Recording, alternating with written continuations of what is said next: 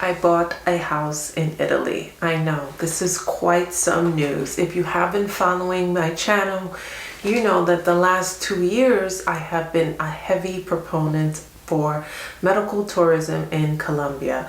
So this is perhaps a strange choice for you, and you're probably wondering why and how this came about, which I will discuss in this video.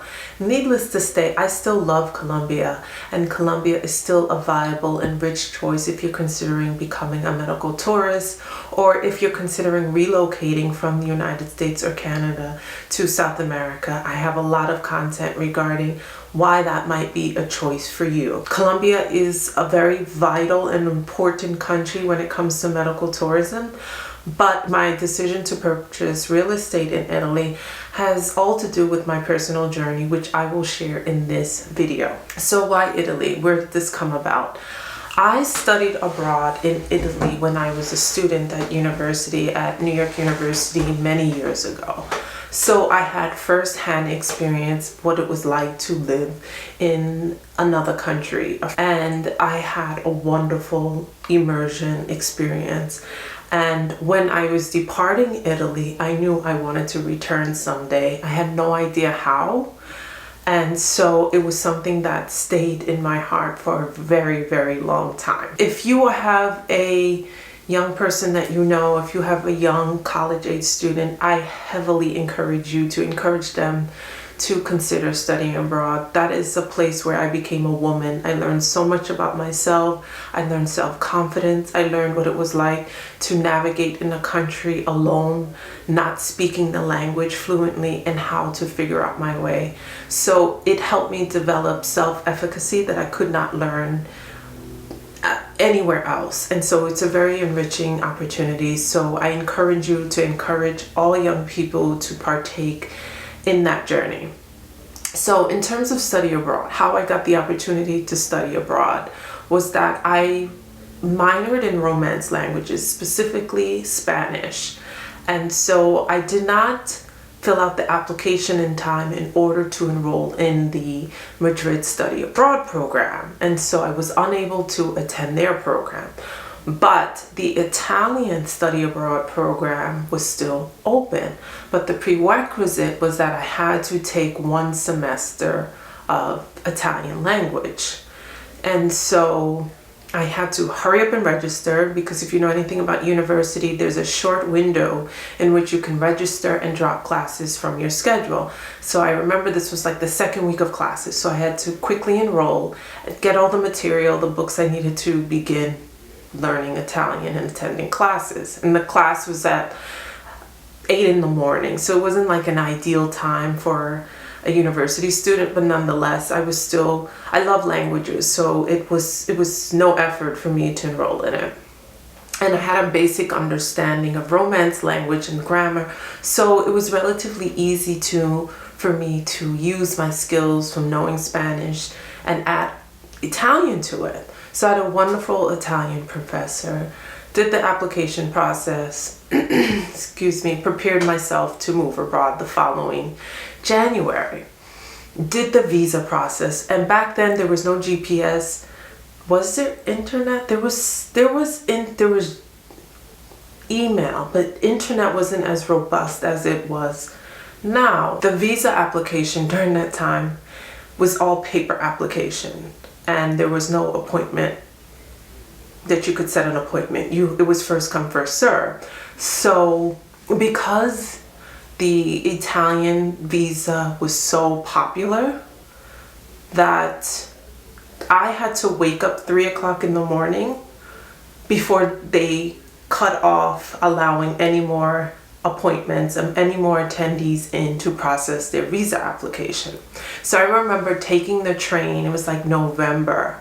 And again, remember, I was leaving in January. I had to get up around like 2 a.m. and 3 a.m., leave the house, and travel to the consulate, which there was already a line outside of other students who were also applying to the study abroad program, not just from my university, but from other universities as well. And we waited outside in the freezing cold until we were called in, and the consulate opened at 9 a.m., just to give you an idea. So we were waiting outside in the cold from 3 a.m. to 9 a.m. and they would only take in a certain number of applicants before they cut off how many people they will allow in. And so that was my visa application process. And I got approved for the visa and I began preparing to study abroad. The day I landed in Florence, Italy, I was picked up along with other students that were coming in at the same time. I didn't know anybody, and we were driven to the registration, the campus essentially, or the villa. It was called Via Natalia in Florence. And so when we arrived, our group, as well as every other student that was flying in, was also waiting to be registered. And I mean hundreds of people.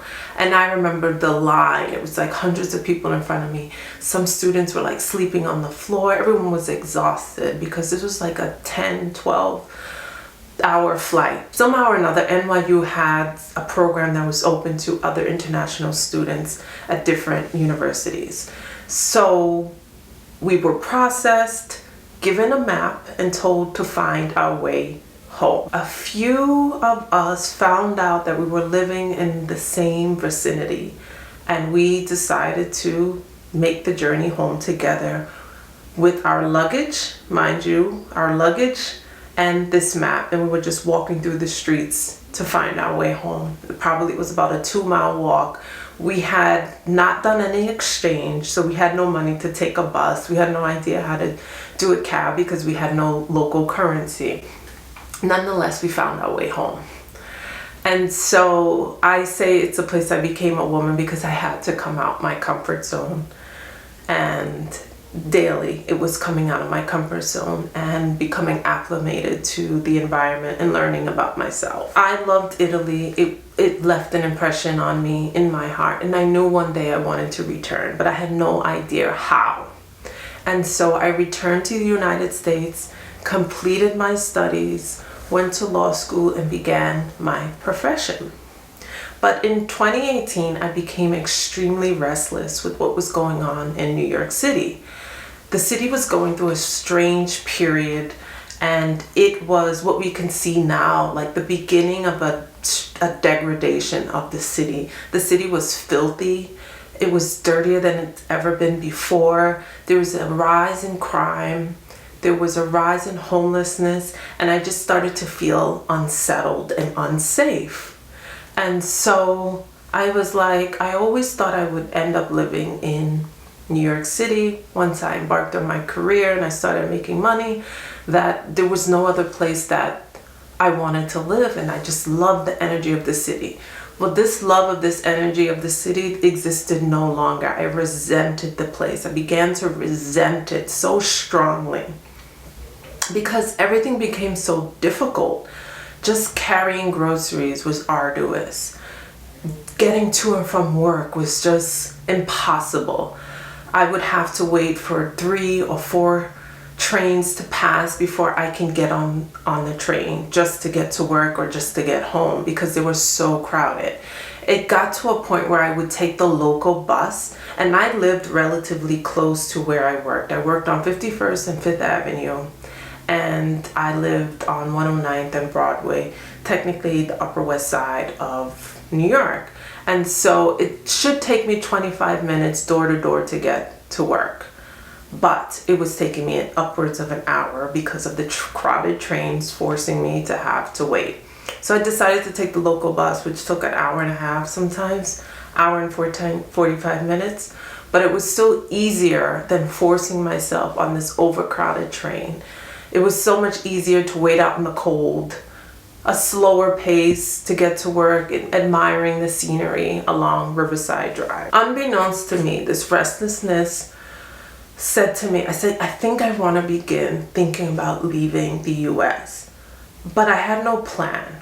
So I started scouting. I didn't have the vocabulary to call it a scouting trip back then, but I was just curious with the idea of what it would be like to live somewhere else. And Costa Rica was on one of my top choices, but then I understood that Costa Rica had a really large American population that were buying up the real estate in Costa Rica. So I sort of became discouraged by that. Like, I couldn't compete with housing with someone who had $200,000, $300,000 cash to put down on a condo. Like, I did not have that type of money. And so I became a little disenchanted. It was like, if not Costa Rica, where else? During this time, I was also traveling to other countries. Returned to Italy several times, other European countries, but I still wasn't sold that this was my forever place. So I was really struggling with, like, where am I gonna go? Where am I gonna end up? Then the pandemic happened, 2020 happened, and as we know, that changed all of our lives and the trajectory. And we knew it was a global reset for us to rethink what we were doing. I started to see the crumbling infrastructure in the US. I started to see an increasing inequity. I started to see the rising housing cost, because at the time I was working for a bank doing mortgages, and I started to see the cost of real estate just go up exponentially. So I knew I could not ever afford to buy a home in New York. That was something I had to make peace with, because with the amount of debt that I owed in student loans, remember I went to graduate school, I wouldn't even think about taking out another $100,000, $200,000, $300,000 for another home. I would end up owing, and I didn't want that. So I knew I had to make different choices just because of that. So I was really disenchanted, knew I wanted to move abroad, but had no idea where. I did a few more scouting trips. I went to Portugal, loved and adored Portugal, but it was also becoming very trendy, and it was like Americans were descending upon Portugal, and the cost of living was increasing exponentially. I didn't want to run into the same problem with the cost of living that I was having in the US and in other countries. So I was discouraged with Portugal being an option. And then I remember having a conversation with one of my dear friends, Esther. You've seen her, we've done collab videos together. And she said, why not Italy? You've always had a fondness for Italy. You know, always loved Italy. Why not Italy? And I said, that makes sense. So I started to get more and more comfortable with the idea of Italy. And while I'm still figuring out where I would end up, I was trying to figure out how. Like, how can I live in another country? Because I was tethered to the US, to New York, because my job was location specific. I had to go into the office, I had to go to clients' homes, so I had not figured out a way to translate that to being able to do it remotely. But nevertheless, I started to embody. I wanted to move abroad. What can I do right now to embody a person who's moving abroad? So I did not renew my lease on my apartment. I was happy to move out, and so I moved back in with my mother. So if you're out there and you're looking at this video and you're discouraged about having to relocate to your parents' home to start over, don't be embarrassed, because I moved back in with my mother in 2021, and I was able to buy a house in Italy in 2024. So look at that. Look at that. How you can collapse time if you make better decisions. I started to sell my belongings, donate my belongings, sort of downsize my life. And the fortunate thing about living in New York and being a renter is that you avoid the propensity to accumulate things, because you are a renter and you may have to move in a year or two.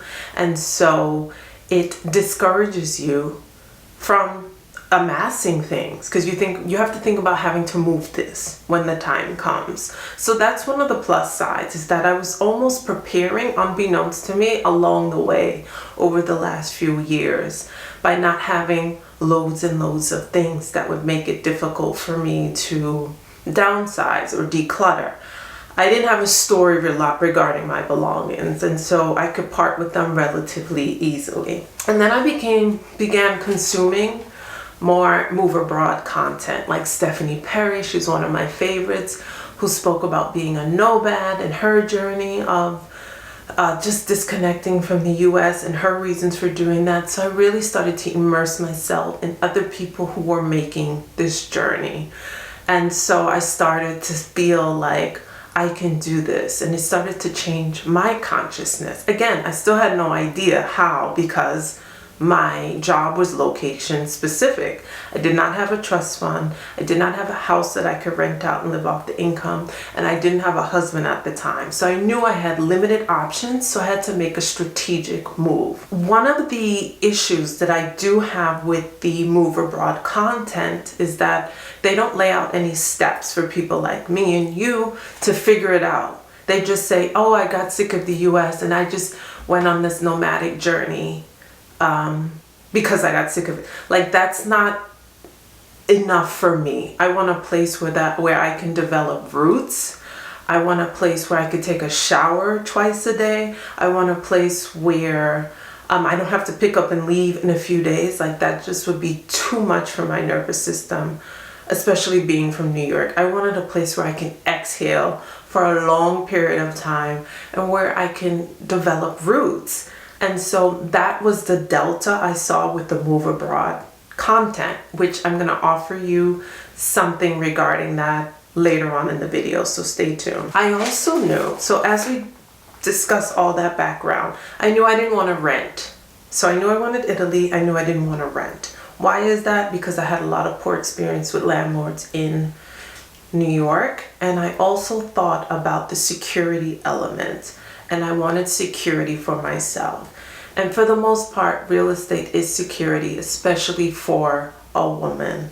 And that was important for me to have security. Fortunately, the real estate market in Italy is not as dynamic and convoluted as it is in the United States. So a person who's interested in investing can buy some property for $1,000 that needs renovations, as well as upwards of $500,000. There's a lot of variety in between. I was able to feel comfort in that, knowing there was a place for me that I can afford. I also didn't want to be a nomad. I know it's very seductive to be a nomad. At this point in my life, I don't want to be a nomad. So that's why buying became a more attractive option for me as well. So now we're in maybe 2023, and I knew I wanted to buy real estate in Italy, and I became more intentional about my search. And I started to dedicate hours and hours a day, a week, to searching. And I will say it is a lot of research to find the ideal place for you if Italy is your ultimate destination, because there's so many homes. Italy is not plagued with the housing crisis as it is in the United States. There's an abundance of homes in Italy because of the depopulation, where a lot of young Italians are forced to leave Italy because of employment issues. And so there's a lot of opportunities if you have some resources to purchase a property cash. And like I said, there's a wide range of options for a person who's interested in that. And you don't have to worry and say, oh, I don't have $500,000, therefore I'm priced out of the market, like it is in the United States. My search. I had very short lists of non-negotiables regarding my search, because ultimately a home meant security for me. So I wasn't fixated on superficial things. I wanted a few things that I knew I would be able to transform and make this place my own. Lots of sunlight, minimum 3 bedrooms, 2 bathrooms, bathroom and bedroom on a ground level, move-in ready. I did not want to have to deal with foundational construction issues, because what I know about construction can fit through the head of a needle, which means very little, if anything, about construction. And so that was my search. And then I narrowed it down to regions, because Northern Italy, Middle Italy, and Southern Italy are all very different. So I knew which regions within that would be ideal for me and the type of life that I wanted. And so I began doing showings remotely through WhatsApp, FaceTime. I would prepare my questions ahead of time so that I can ask them in Italian and feel comfortable, rather than not know what to ask at the time. And I had basic questions regarding, the roof, foundation issues, Is there city sewage, or is it a septic tank? Things like that. Is it well water? So those are the things that were really important to me because I was having to manage this. So I imagine as a homeowner, is this manageable for me? I also relied on Italian lawyers that were my representation during these transactions that would help translate the nomenclature that I was not comfortable with, because I have conversational level Italian, not enough to speak about specifications regarding a home, let alone, I don't know if I know those words in English, so in Italian would be even more complicated for me. So I used the resource of having hired Italian attorneys to help me and guide me in the process, and that made the process so much easier. And if you want information about these lawyers, I will link them as well. I worked with the young lady Elena, and she was absolutely wonderful. So that's my journey, and so that allowed me to there was a few ups and downs during the process. It did take a few months to find my ideal home.